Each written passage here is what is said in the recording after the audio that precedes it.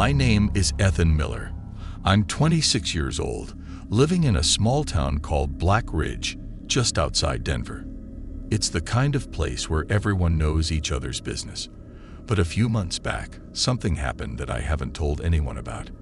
I don't think I'll ever forget it, and it still keeps me up at night. It started on a Friday night when a storm hit Black Ridge out of nowhere. I was home alone because my roommate, Dylan, had gone to visit his parents. Our house isn't big, just a 2-bedroom place on the edge of town, surrounded by woods. That night, the power went out after midnight, plunging the house into darkness. I was in the middle of watching a horror movie, so the timing felt like a bad joke. I grabbed my flashlight and walked around, checking windows and making sure everything was locked. When you're alone, every creak and gust of wind feels magnified, and I was jumpier than usual. As I was securing the back door, I noticed something strange through the window. Just beyond the backyard, between the trees, there was a faint glow. At first, I thought it was a neighbor's light, but it was too close and moving. Curiosity got the best of me. I threw on my jacket, put on my boots, and stepped outside.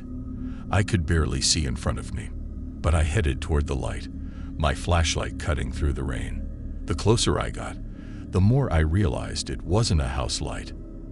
It was a lantern, the old-fashioned kind, swinging from side to side like someone was carrying it.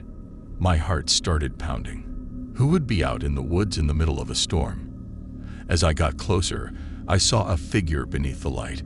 It was a man, tall and still, his face half covered by a wide-brimmed hat.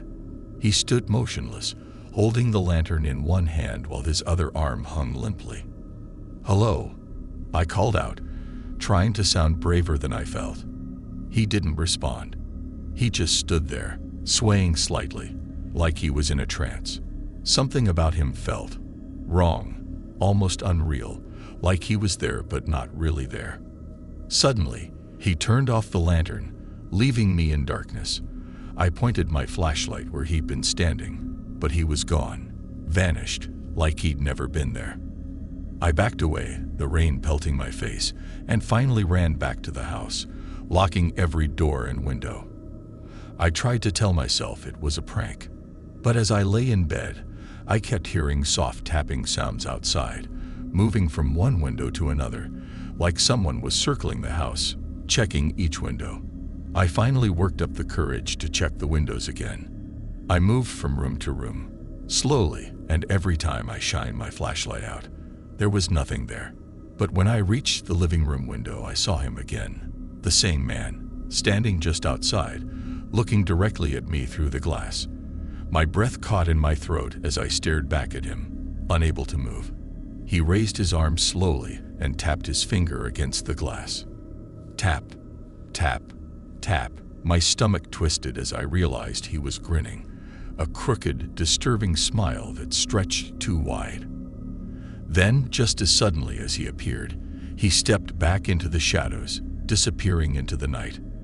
I scrambled for my phone, but the power outage had killed the Wi-Fi, and there was no signal out here in the storm.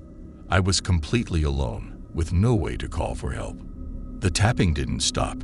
It moved from one window to another, always in that same slow, deliberate rhythm. Tap, tap, tap. And each time I checked, he would be standing there, grinning at me through the glass, as if he was enjoying my fear. Eventually, the tapping stopped.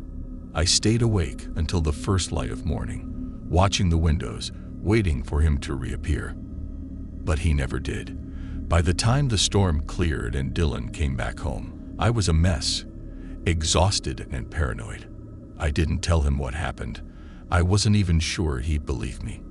A few days later, I went out into the backyard to see if there was any evidence of the man I'd seen.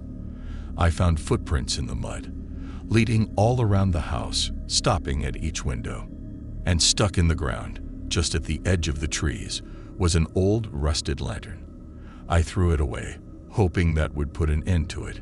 But sometimes, late at night, I still hear that tapping, soft but unmistakable, like he's waiting just outside, ready to finish what he started.